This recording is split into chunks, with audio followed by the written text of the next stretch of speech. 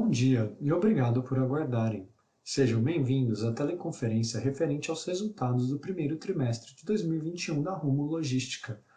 Estão presentes o Sr. Ricardo Lewin, vice-presidente financeiro e diretor de Relações com Investidores, e o Sr. Gustavo Rosa, diretor de Tesouraria e Relações com Investidores. Informamos que os participantes estarão apenas ouvindo a teleconferência durante a apresentação da empresa e, em seguida, iniciaremos a sessão de perguntas e respostas quando mais instruções serão fornecidas. Caso algum dos senhores necessite de alguma assistência durante a conferência, queiram, por favor, solicitar a ajuda de um operador digitando *0. Informamos também que esta teleconferência será conduzida em inglês pelo management da companhia e a teleconferência em português será realizada por tradução simultânea. Esse evento também está sendo transmitido simultaneamente pela internet via webcast. Antes de prosseguir, gostaríamos de esclarecer que eventuais declarações que possam ser feitas durante essa teleconferência relativas às perspectivas de negócios da companhia, projeções e metas operacionais e financeiras constituem-se em crenças e premissas da diretoria da Rumo, bem como informações atualmente disponíveis para a companhia. Considerações futuras não são garantias de desempenho e envolvem riscos, incertezas e premissas, pois se referem a eventos futuros e, portanto, dependem de circunstâncias que podem ou não ocorrer. Investidores devem compreender que condições econômicas gerais, condições do setor e outros fatores operacionais podem afetar os resultados futuros da empresa e podem conduzir a resultados que diferem materialmente daqueles expressos em tais considerações futuras. Agora, gostaria de passar a palavra ao Sr. Ricardo Lewin, que iniciará a apresentação. Por favor, Sr. Lewin, pode prosseguir. Boa tarde a todos e obrigado pela presença no nosso call de resultados do primeiro trimestre de 2021.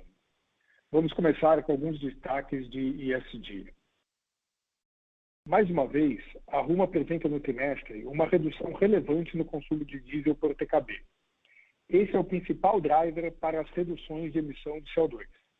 Nossa meta de longo prazo prevê redução de 15% nas emissões até 2023. Outra parte importante da nossa agenda é a diversidade. Concluímos recentemente uma reestruturação do Conselho de Administração, que agora passa a contar com 2 mulheres, ou 20% do total de membros.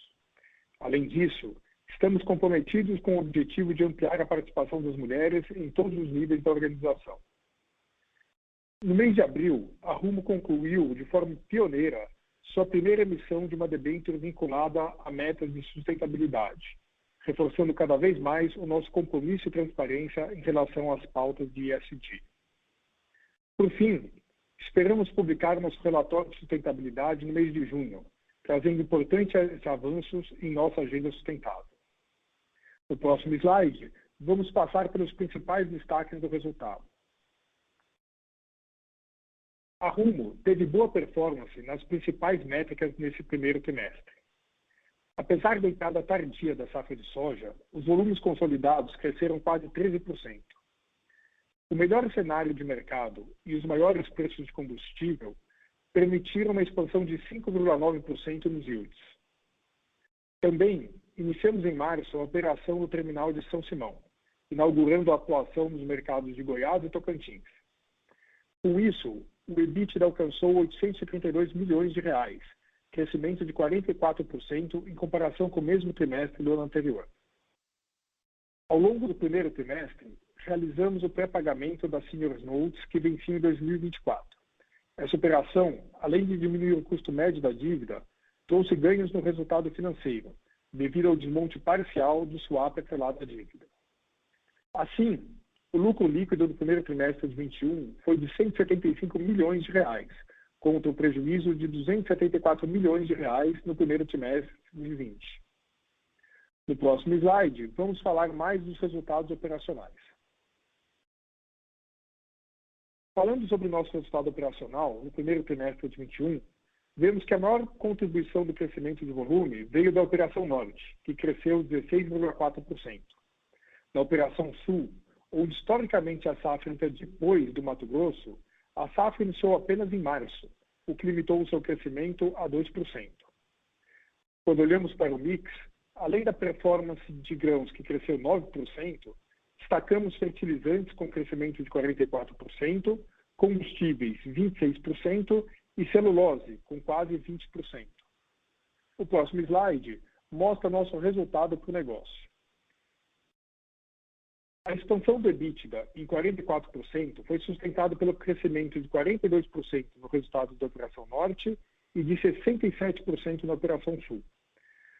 O maior ganho na Sul está atrelado a 3 fatores.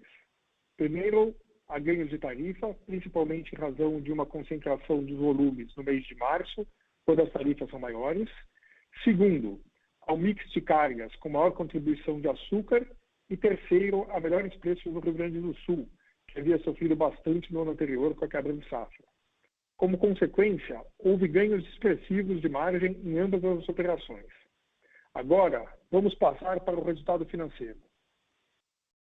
O resultado financeiro apresentou melhora significativa em relação ao primeiro trimestre de 2020, em razão do pré-pagamento das outorgas realizadas em setembro do ano passado e do efeito extraordinário do desmonte dos swaps, referentes ao pré-pagamento das Senior Notes de 24, que gerou um efeito positivo no resultado da empresa de cerca de 204 milhões de reais. Com o melhor resultado operacional e a melhora do resultado financeiro, o lucro líquido alcançou 175 milhões de reais, contra um prejuízo de 274 milhões no mesmo período do ano passado. No próximo slide, vamos ver um pouco mais dos efeitos do pré-pagamento das Senior Notes de 24. O custo all-in das Senior Notes de 24 estava em aproximadamente 144% do CDI. Em emissões mais recentes, a Rumo conseguiu fazer captações no mercado local em taxas próximas a 110% do CDI. Como resultado desse pré-pagamento, o perfil da dívida melhorou com o aumento da duration e um custo médio sensivelmente menor. A liquidação antecipada da dívida e, consequentemente, do swap atrelado a essa dívida, trouxe impacto líquido de aproximadamente 204 milhões no resultado da empresa. No próximo slide, vamos ver como ficou o endividamento e o cronograma de amortização das dívidas. Fechamos o primeiro trimestre de 20 com dívida líquida de 2 vezes EBITDA, com destaque para a redução da dívida bruta. Conforme já dito, o pré-pagamento do bond 24 melhorou o cronograma de amortização da dívida com uma menor concentração no curto e médio prazo, permitindo a execução do plano de investimento ao longo dos próximos anos.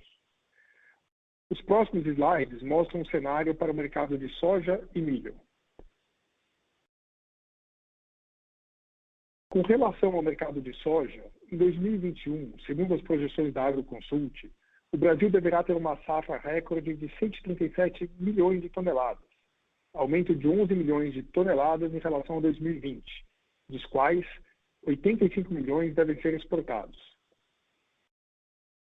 Para o Mato Grosso, segundo a consultoria, é projetado um aumento de 2 milhões de toneladas nas exportações, o que deve estender a janela de colheita até julho.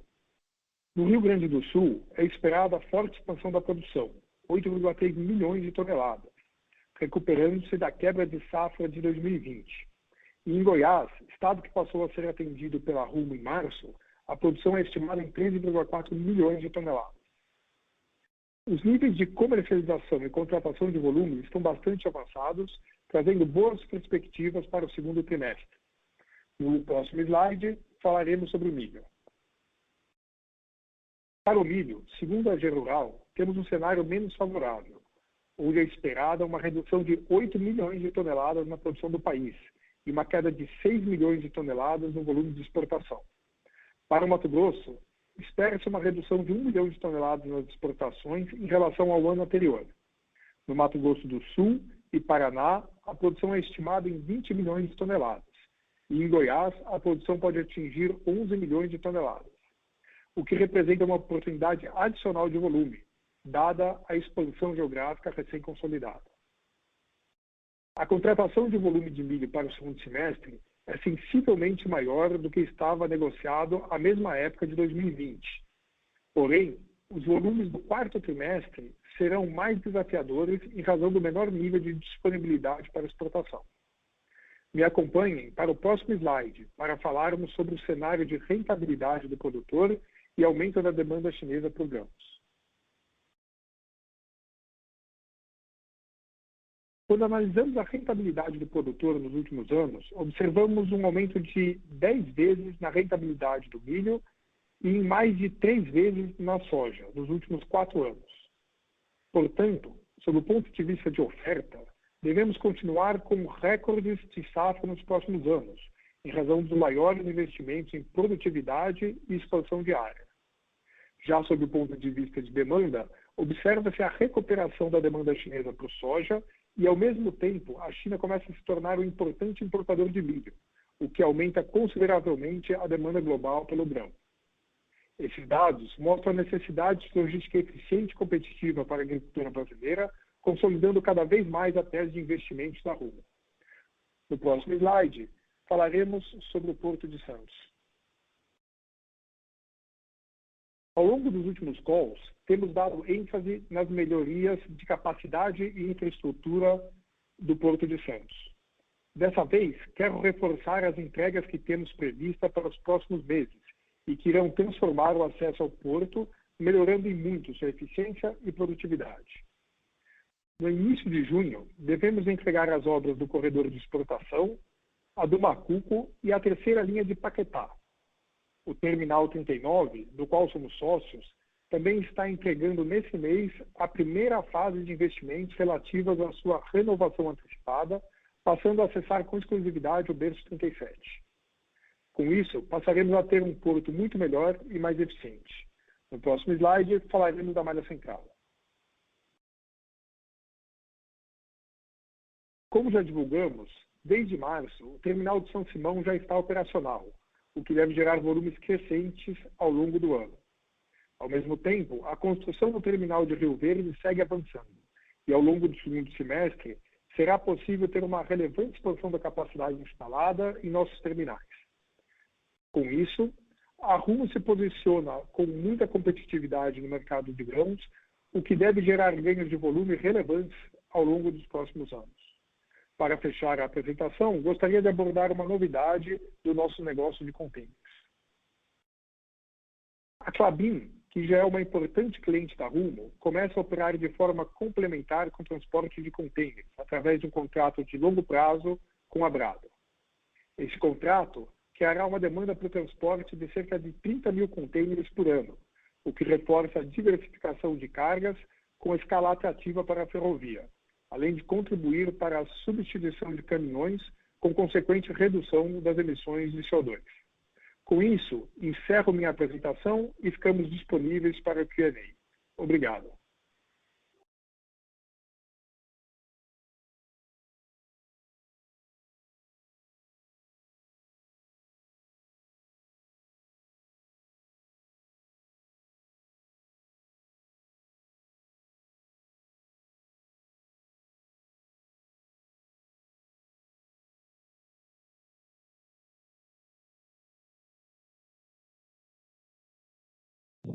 Senhoras e senhores, agora daremos início à sessão de perguntas e respostas.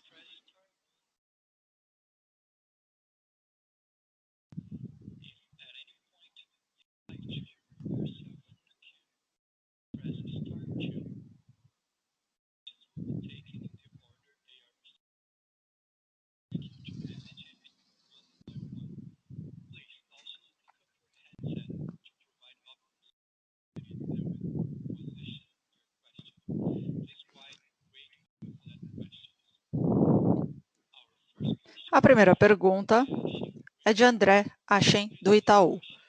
Por favor, senhor Achen, faça a sua pergunta.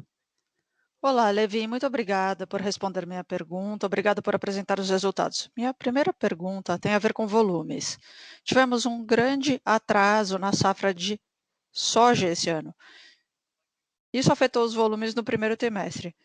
Como vocês estão vendo o segundo trimestre desse ano, considerando esse atraso da safra? Ainda nesse assunto, também gostaria de saber como estão vendo a safra de milho mais para frente no ano. Estamos com uma expectativa muito mais baixa e essa é a minha primeira pergunta sobre volumes. A segunda é sobre a malha central. Você passou alguns números que parecem ser muito mais altos do que esperávamos, um ramp-up considerável. Você acha que isso vai se estabilizar até o final do ano? Ou isso vai aumentar com a evolução da malha central? Olá, André. Eu vou responder a primeira parte da pergunta e depois o Levin pode complementar com relação ao milho e à malha central. Com relação à soja, esse ano tivemos uma safra recorde. Sim, houve um atraso, você tem razão.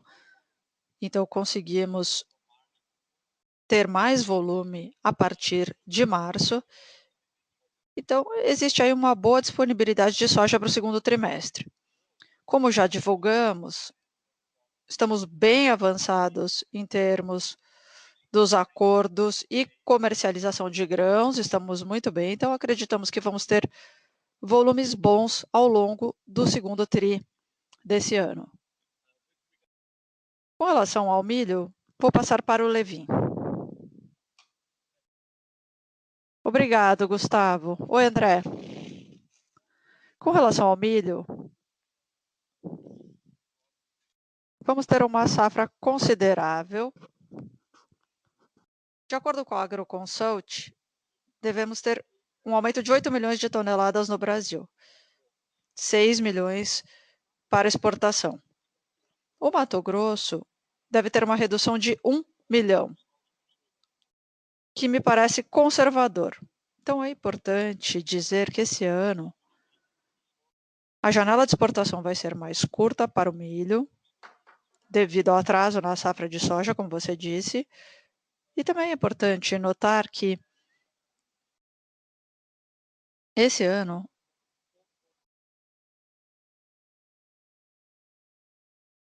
com relação à safra do milho, estamos 2 vezes mais contraídos do que estávamos no mesmo período. Temos 2 vezes mais acordos de take or pay esse ano. A contratação está dobrada. Então, devemos ter um bom segundo trimestre. A questão é que no quarto tri ainda há muita incerteza. Essa incerteza é devido não apenas ao atraso da safra de soja, mas também a condições climáticas.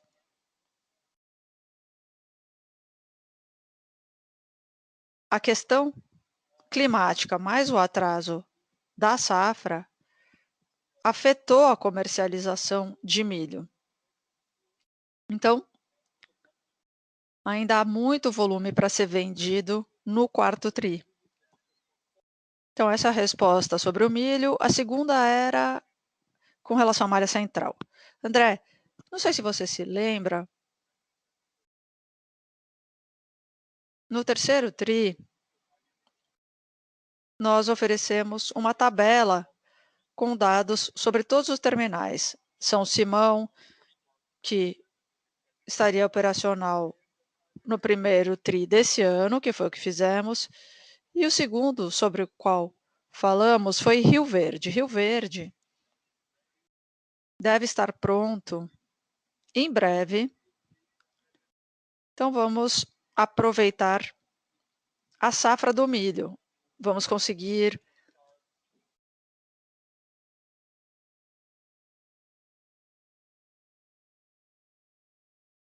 já usar esse terminal no segundo semestre do ano. Temos uma capacidade enorme, só para te dar uma ideia, nós temos uma capacidade 2 vezes maior do que tínhamos em Rondonópolis antes das melhorias que fizemos lá. Então, mas nós não vamos começar a usar toda a capacidade. O que eu posso dizer é que é um ramp-up considerável e vamos usar uma boa capacidade no segundo semestre do ano, lá em Rio Verde já. Só para complementar, André, nós vamos divulgar hoje, após o fechamento do mercado, os nossos volumes para abril. E aí você vai ter uma ideia melhor da velocidade de aumento dos volumes na malha central. Ainda estamos falando apenas do terminal de São Simão. Então, o Ricardo fez um comentário correto. É claro que essa capacidade vai aumentar depois da entrada do terminal de Rio Verde, mas também teremos aí um crescimento considerável a partir de março, então março e abril no terminal de São Simão. Ok, perfeito, muito obrigado, ficou claríssimo. Obrigado, André. A próxima pergunta é de Lucas Barbosa, do Santander. Pode prosseguir, Lucas. Boa tarde a todos, Levin, Gustavo. Parabéns pelos resultados e obrigado por responder minha pergunta, que é sobre yields.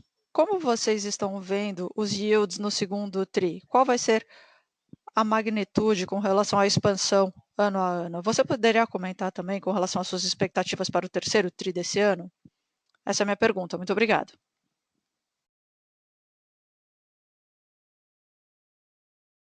Eu vou responder sua pergunta. Lucas, muito obrigado por participar do call.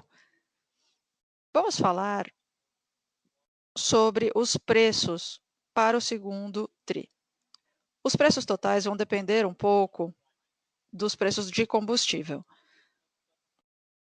Mas como você disse no último call, no primeiro semestre do ano,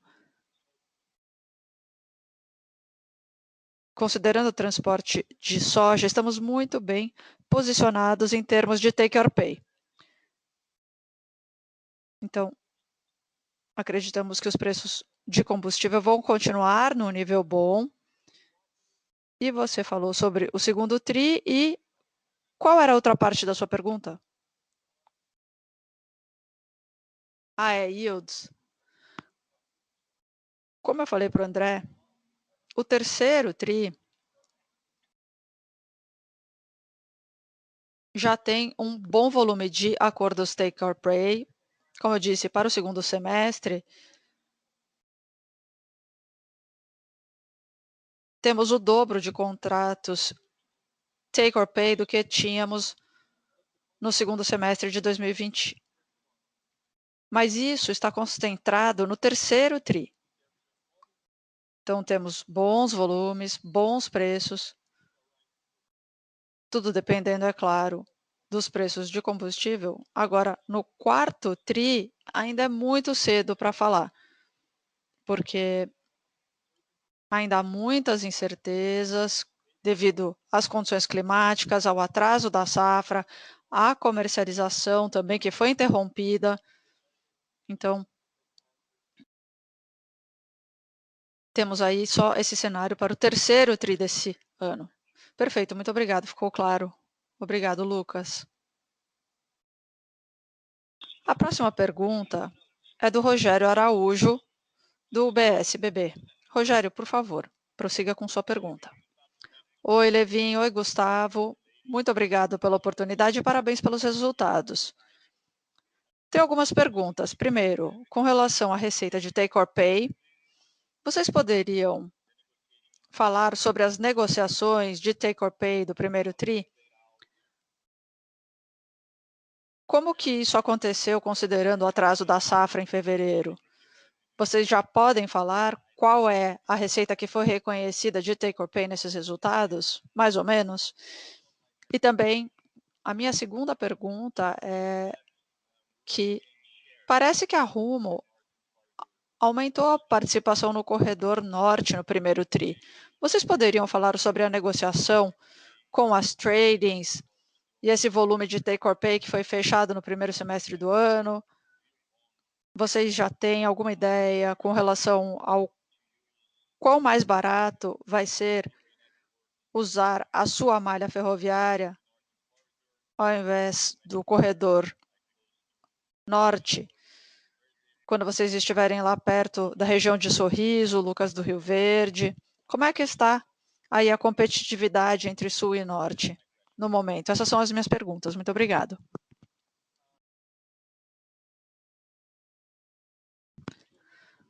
Obrigado, Rogério. Obrigado pelas perguntas.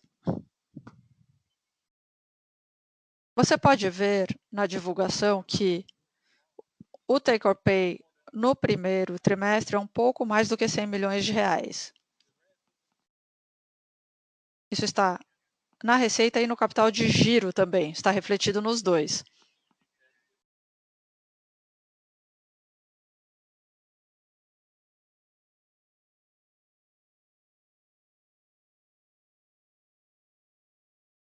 As negociações com as trading foram como sempre são. Assinamos os contratos. Não tem nenhuma grande discussão com eles. Se não pudermos transportar, aí devemos o take or pay para eles.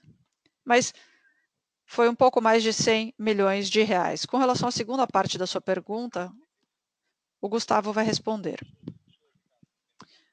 Sim, obrigado, Ricardo. Rogério, você tem razão. Nossa participação de mercado no primeiro TRI foi muito boa. Você se lembra que implementamos uma nova estrutura comercial que é responsável por toda a empresa. Aumentamos o foco na relação comercial com os clientes e isso nos permite negociar os acordos de take or pay com antecedência, o que nos permite a ter mais volume vendido para janeiro, que gera um take or pay.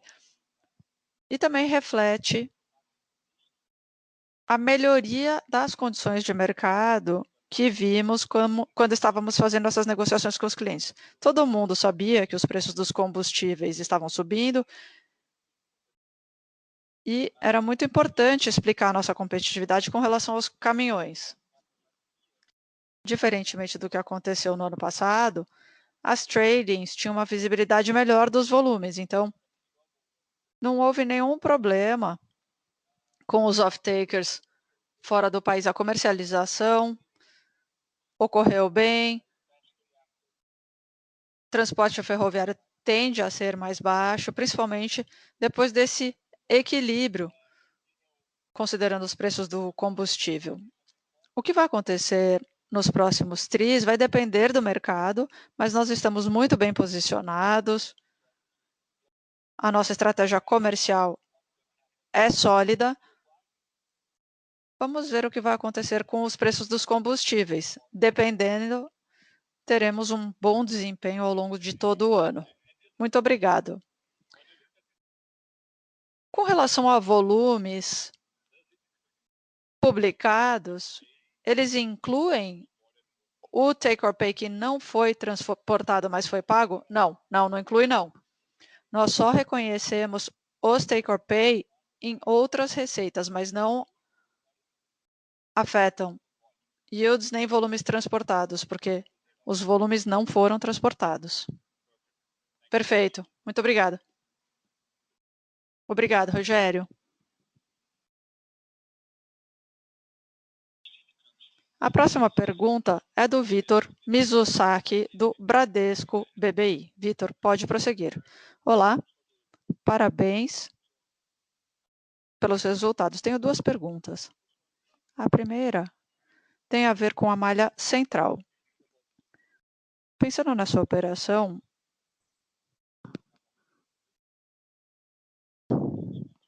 vocês falaram do terminal de São Simão, que é um terminal relativamente pequeno, 1,5 milhão de toneladas de capacidade, uma margem de 46%. Então, a minha pergunta é, quando vocês abrirem o terminal de Rio Verde no terceiro TRI, com mais milhões de capacidade e considerando os custos fixos, podemos dizer que talvez a malha central vai chegar à mesma margem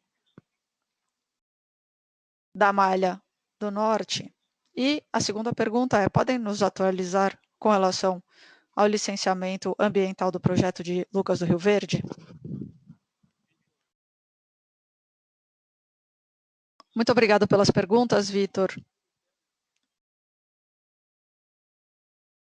Eu vou falar sobre as margens, mas não posso te dar um número. O que eu posso te dizer é que as margens da malha central vão ser iguais ou mais à da malha norte.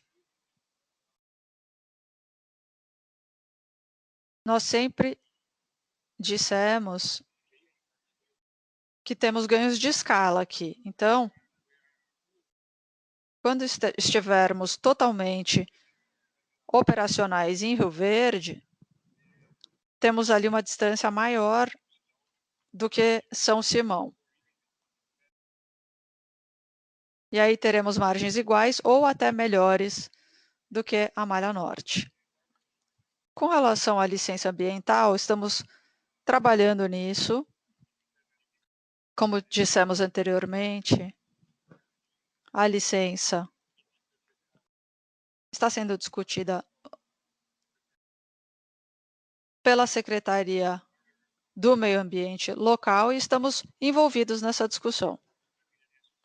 Então, o que eu posso dizer agora é que estamos envolvidos na discussão e ela está indo muito bem. Muito obrigado. Obrigado, Vitor. A próxima pergunta é de Stephen Trent, do Citibank Group. Stephen, por favor, prossiga com sua pergunta. Boa tarde, senhores, e muito obrigado por responderem minhas perguntas. São duas rápidas. Quando pensamos no longo prazo e nos investimentos incrementais ao longo prazo, vocês têm alguma ideia com relação a se investiriam num projeto totalmente novo apresentado pelo governo?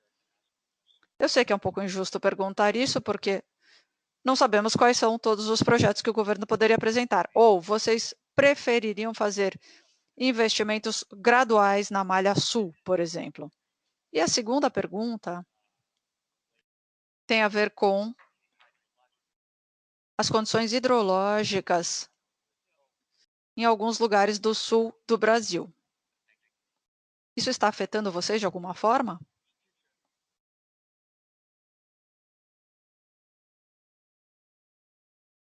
Oi, Stephen. Vou responder a primeira e vou passar a segunda para o Gustavo.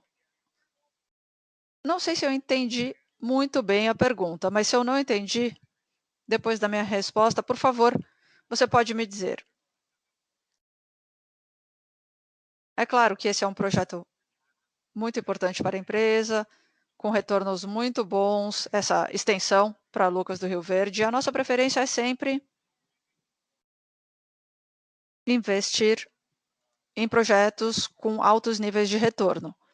Porém, temos outros projetos. A sua pergunta é, se eu tivesse um capital limitado, onde eu preferiria investir, seria na extensão. Com relação à Malha Sul, é um projeto interessante. As margens da Malha Sul hoje são muito mais baixas do que na Malha Norte. Mas mesmo assim, os retornos sobre o investimento no Sul são bons.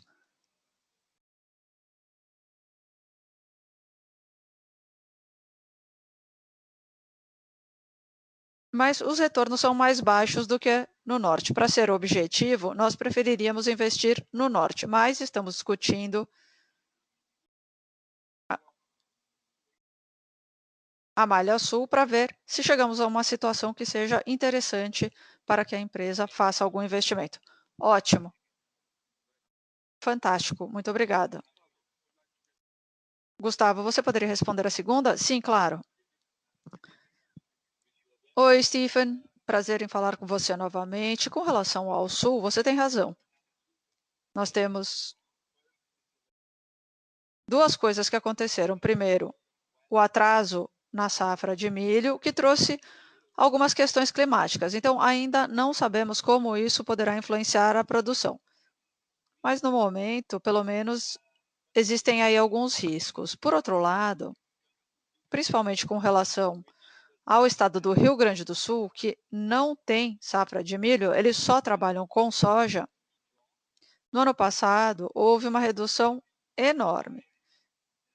Então, a disponibilidade de soja está muito mais alta. E isso poderá ajudar o Rio Grande do Sul a compensar quaisquer perdas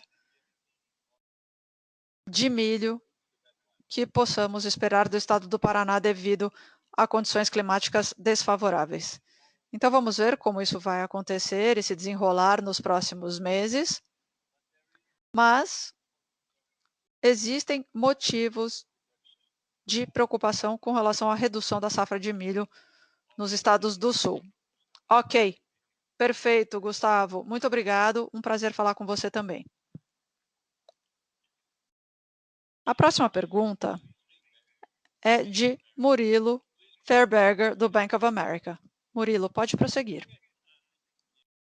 Muito obrigado pela oportunidade de fazer a minha pergunta. Temos algumas com relação à malha central. A primeira, eu sei que é um pouco cedo para falar sobre isso, mas pensando nos yields, eles foram bem mais altos do que observamos no corredor norte, por exemplo. Eu sei que vocês não vão oferecer um guidance financeiro, mas vocês têm alguma ideia onde vão chegar esses yields no longo prazo? Eles vão ser mais próximos do que vemos no corredor norte ou mais alto? Se pudessem nos dar um pouco mais de cor a respeito disso. E a segunda pergunta, também sei que é um pouco cedo para falar sobre isso, mas se pudessem falar sobre o ambiente competitivo daqui para frente, quando vocês fizerem o ramp-up das operações, vocês provavelmente vão ter a mesma área de influência que vocês têm na malha FCA. Vocês preveem um aumento na concorrência com os outros sistemas ferroviários? Essas são as nossas duas perguntas. Obrigado.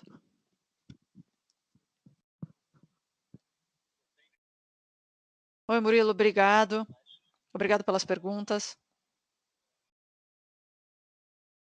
Eu vou começar falando sobre a malha central.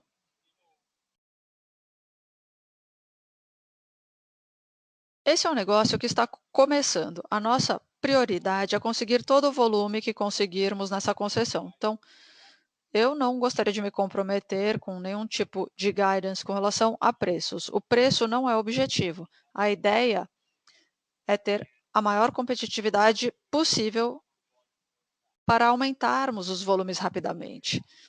Então, no momento, estamos tentando conseguir esse volume. Os preços estão bons fortuitamente, mas esse não é o nosso objetivo. Nós acreditamos que a nossa malha seja a mais competitiva de todas. Estamos próximos ao coração da região produtiva no estado de Goiás, então estamos menos expostos aos caminhões do que a FCA. Então, naturalmente, esses volumes tenderão a vir para as nossas malhas assim que pudermos, que tivermos condições de aumentar a capacidade. Não estamos preocupados com a concorrência e acreditamos que temos as ferramentas necessárias para capturar a maior parte dos volumes. Fantástico, super claro, muito obrigado.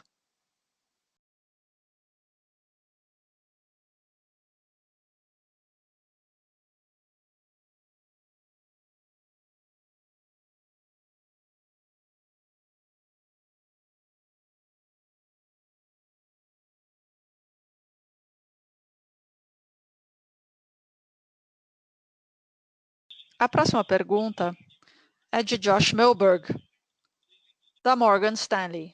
Sr. Milberg, pode prosseguir. Olá a todos. Oi, Levin. Oi, Gustavo. Muito obrigado por responder minha pergunta. Na apresentação, vocês mostraram os diferentes investimentos que estão sendo feitos em Santos. Vocês poderiam falar um pouco mais a respeito disso? E o quanto esses projetos vão ajudá-los a superar quaisquer tipos de gargalos ao longo dos próximos anos? E se pudessem também falar sobre a situação do projeto com a BT World. Oi, Josh. Muito obrigado. Bem, vamos começar com a DP World. As coisas ainda estão evoluindo com eles, com relação ao projeto. Não vai ser anunciado até o primeiro memorando de entendimento do projeto, então ainda temos tempo para fecharmos os detalhes. Com relação a Santos, como você viu na apresentação, existem muitos projetos que vão mudar totalmente a situação em Santos. Temos a terceira linha de Paquetá, temos vários projetos que vão aumentar a eficiência do porto e também aumentar a capacidade. E como consequência, essa é uma consequência aumentar a capacidade. Santos não é um gargalo atualmente. Nos últimos 5 anos, temos feito todo o possível para evitar que se torne um gargalo. E esse gargalo não acontece necessariamente nos terminais, mas sim na entrada do porto. E é nisso que estamos trabalhando, justamente para melhorar a eficiência. No último ano, reduzimos 15 milhões lá no Porto de Santos. Isso é resultado do trabalho incrível que estamos fazendo no Porto de Santos. E esse é apenas um exemplo. Além desse projeto que mencionei, existem outros para aumentar a capacidade, como a melhoria do T39, que mencionamos na apresentação. Aumentamos a capacidade estática e a capacidade adicional também do Porto de Santos. Então, graças a todo esse trabalho que estamos fazendo, estamos mudando totalmente a eficiência e a capacidade no Porto de Santos.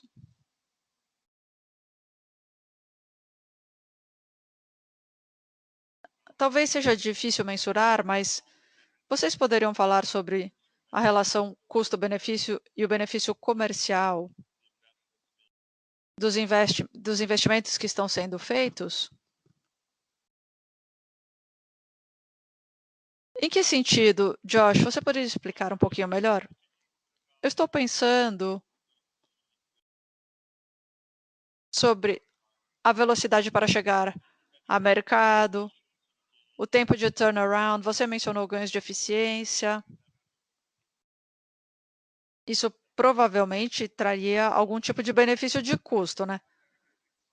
Ah, tá, entendi. Bem, eu sempre digo que nós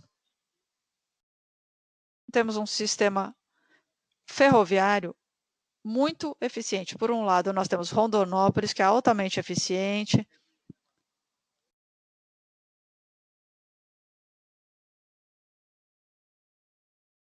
E não temos toda a eficiência que gostaríamos em Santos. Estamos trabalhando nisso. Assim que aumentarmos a eficiência através do exemplo que eu te dei, na redução de quase 1 hora no ciclo dentro do porto, isso quer dizer que estamos reduzindo o custo e também nos tornando mais competitivos. Ao ficarmos mais competitivos, podemos brigar por mais volume em Mato Grosso, por exemplo, em Goiás.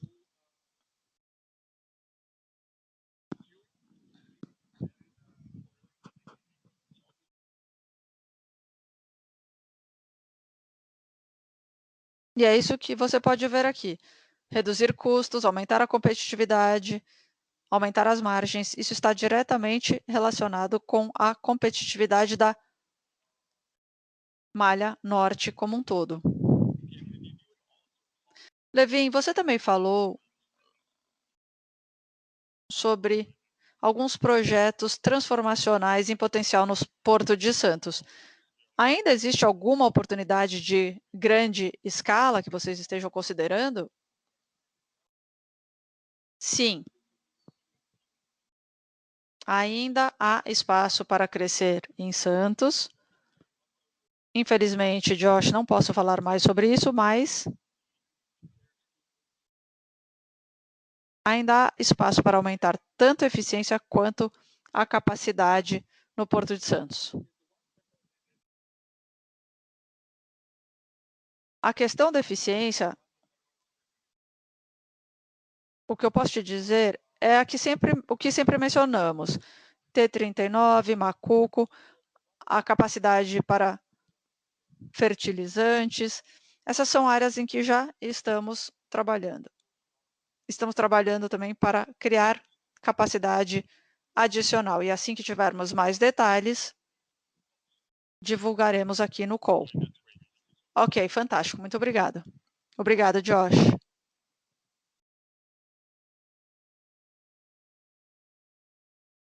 A próxima pergunta é de Regis Cardoso, do Credit Suisse. Senhor Regis, por favor, pode prosseguir com sua pergunta. Muito obrigado. Obrigado, Levin. Obrigado, Gustavo, por responder minhas perguntas. Parabéns pelos resultados. Eu gostaria de falar sobre alguns assuntos. O primeiro é com relação ao guidance.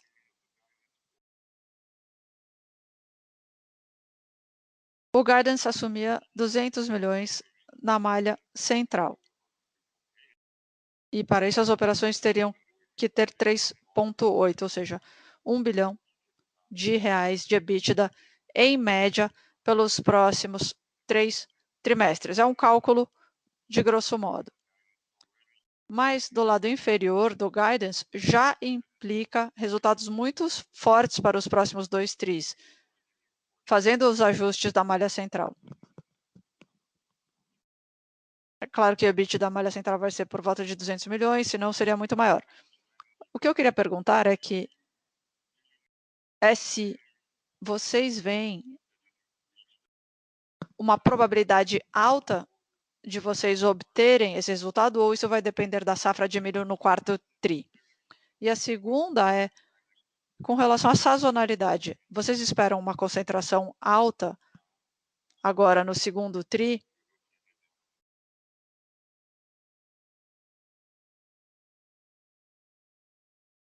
Então, essa é a primeira pergunta.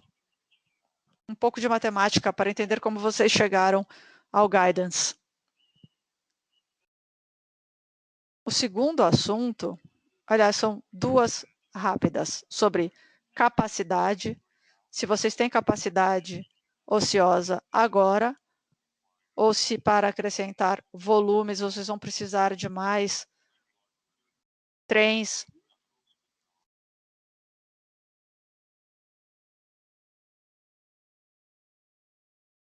E se isso viria principalmente das tarifas e volumes. E, por último, o capital de giro ficou bem negativo esse TRI. Houve algum motivo específico para isso? Talvez o início dos novos terminais? E como vocês vão administrar isso? Obrigado. Obrigado, Regis. Eu vou responder a primeira e depois vou passar a palavra ao Gustavo. Com relação ao guidance, não houve nenhuma alteração, não há nenhuma alteração que gostaríamos de fazer agora. Nós sabemos que houve uma redução enorme na safra de milho, mas, como eu disse, estamos prevendo bons segundo e terceiro tris. Mas ainda é muito cedo para falar sobre o quarto trimestre, porque há muitas incertezas.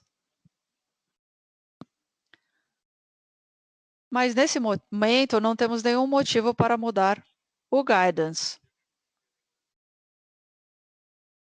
Então, você falou qual é a probabilidade? Eu acreditamos que vamos chegar ao guidance, mas se houver qualquer mudança que seja necessária, comunicaremos isso ao mercado, mas não é o caso agora. Agora, Regis, uma coisa importante é que na malha central, não só na malha central, mas considerando a diversidade de carga que temos flexibilidade. Temos açúcar que podemos transportar, volumes que vêm do norte, que atualmente vem da malha central. Esse é o nosso primeiro ano de operação da malha central.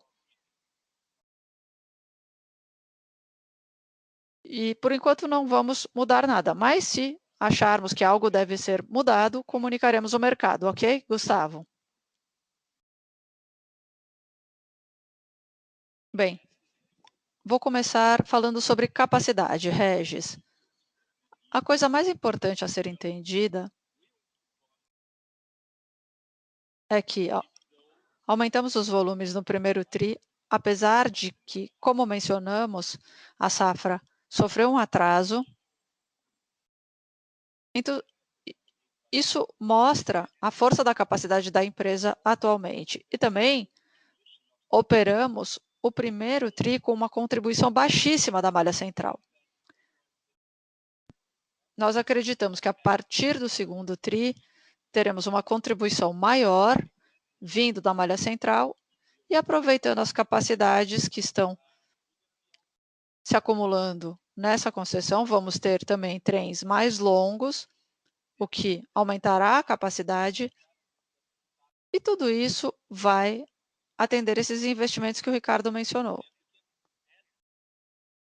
E ainda podemos acrescentar a extensão de Rondonópolis que fizemos no ano passado. Então, acreditamos que temos as condições necessárias para atender um crescimento ainda maior nos próximos tris. Além disso, você perguntou sobre as tarifas.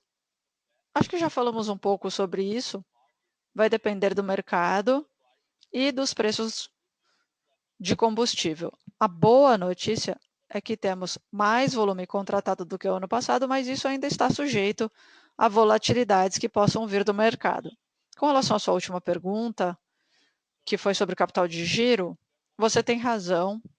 Houve, sim, uma saída esse ano menor do que a do ano passado, e um dos motivos que contribuíram com esse aumento na saída no capital de giro foi o reconhecimento do take or pay. Como o Ricardo disse anteriormente, nós reconhecemos mais ou menos 100 milhões de reais de take or pay. E isso vai se tornar caixa no segundo TRI. Então, excluindo isso,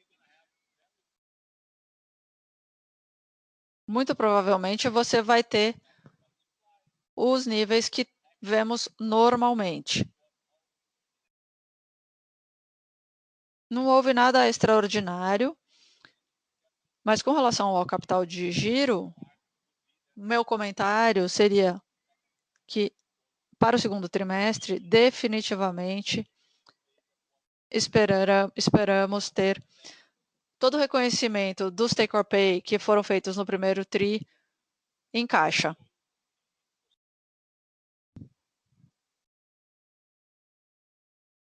Ficou muito claro. Muito obrigado, Gustavo. Muito obrigado, Levin.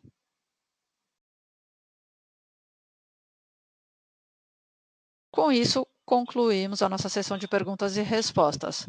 Agora, passo a palavra ao senhor Ricardo Levin para fazer os seus comentários de fechamento. Senhor Levin, por favor, prossiga com seus comentários. Eu gostaria de agradecer a todos por sua participação. Tivemos um trimestre muito bom. Como eu disse aqui no call, esperamos ter um segundo e um terceiro tris muito bons. Um pouco de incerteza para o quarto, mas mesmo assim, ainda estamos positivos com relação ao mercado em 2021. Muito obrigado a todos por sua participação e nos vemos no próximo call. Até logo, muito obrigado. Com isso, concluímos o call de divulgação de resultados da Rumo. Muito obrigado por sua participação. Tenha um ótimo dia.